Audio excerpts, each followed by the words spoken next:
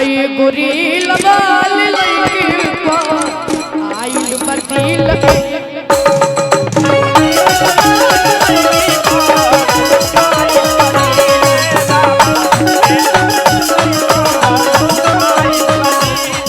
अरे चाहिल हम एगो सुनर नारी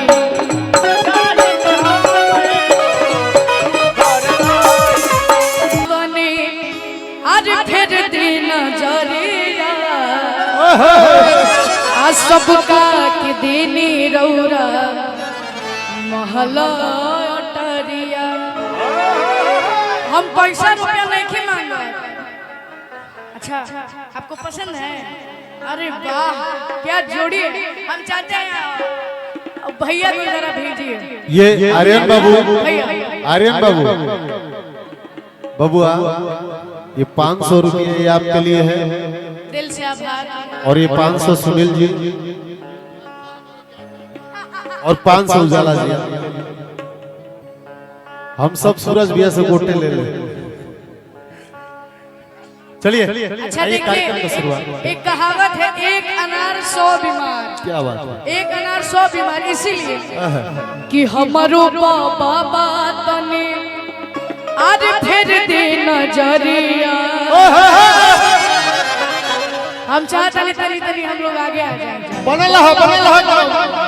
आज भैया आज सबका के देनी रौरा महला अटरिया। मान लीजिए कि ये आपको भी पसंद और हमको भी पसंद है।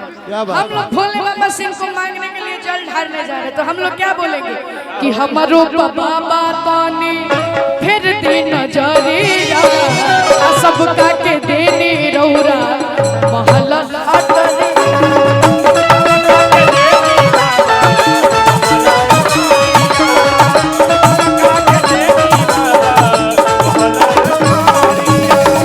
हमारो बाबा तानी फिर दिन नजरिया सबका के देनी रौरा महला अटरिया।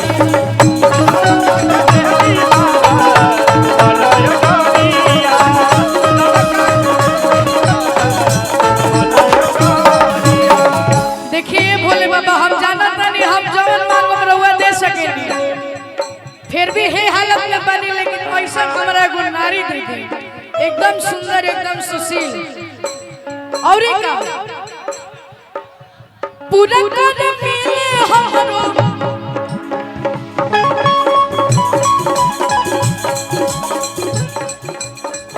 पूरा कर मिले हमरो मंजिल बाबा। ये अच्छे लग रही है, मतलब अच्छे लग रहा है कि अभी के लिए नारी समझ लीजिए अच्छी लग रहा है। अच्छी बुझा था कि अब आज भी गावना करा के आई हो कि पूरा कर मिले हमरो अरे मंजिल ए बाबा।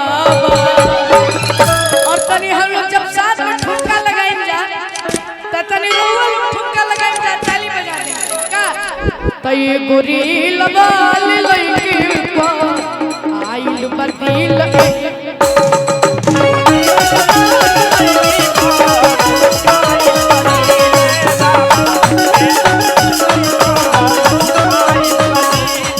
अरे चाहिल हम एगो सुनर नारी।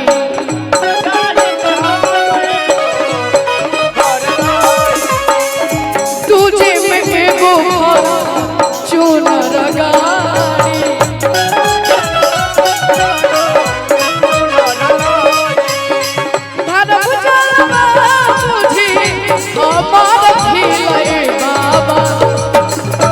अच्छा भैया एगो बात बताई रहुआ, दहेज में फॉर्च्यूनर चाहिए कि ना चाहिए?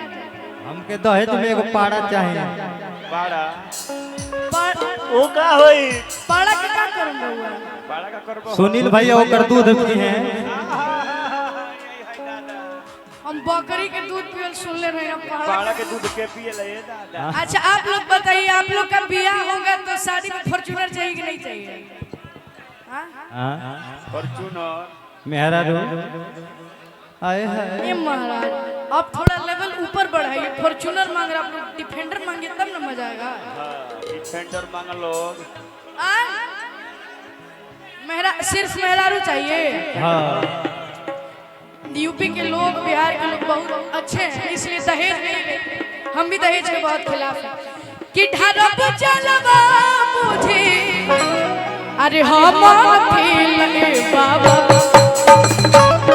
अब हम चाहते नहीं रहू नाम तो सुनील है, लेकिन कुछ देर के लिए रहुआ सुनीता बन जाएगी। हाँ सुनीता जी। तनी एक खाली अपना आशिक का आई लव यू, एक बार अपने आशिक को आप आई लव यू बोल दीजिए एक बार।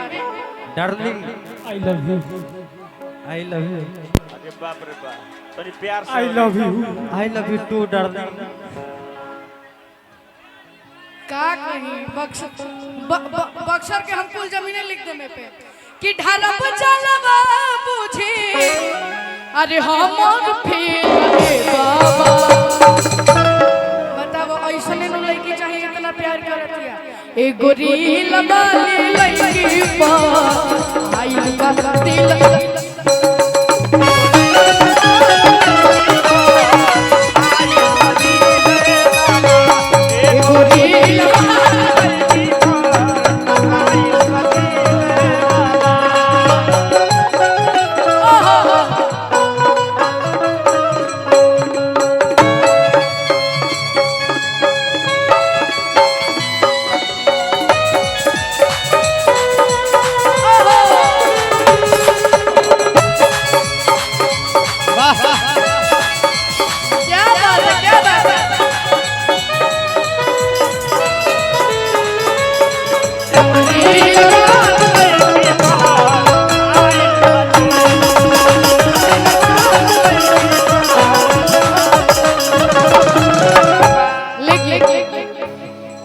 कि सब हो के हुनर में हरारू चाहे सुना।